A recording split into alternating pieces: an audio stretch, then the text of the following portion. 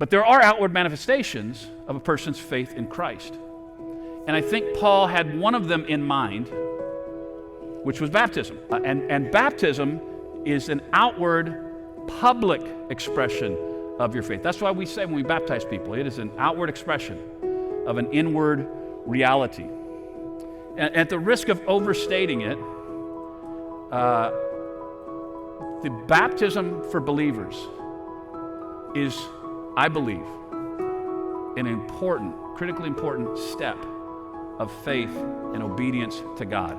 But if you look at the record and the testimony of the very early church, when a person made a profession of faith in Christ, it was radical. You have to decide to put your faith in Christ.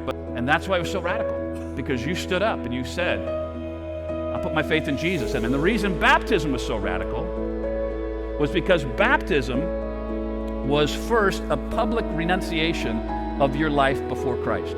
You got up and you're there and you gave witness to the fact that I have put my faith in Jesus.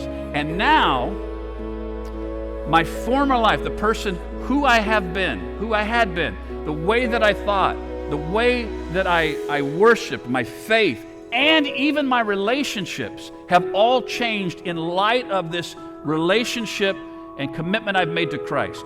So it's a disaligning with your past, and then it's also a public profession of your faith in Jesus and a public identification with Christ.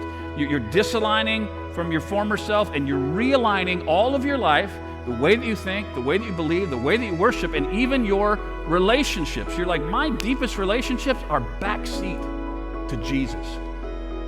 And you do that out in front of everybody.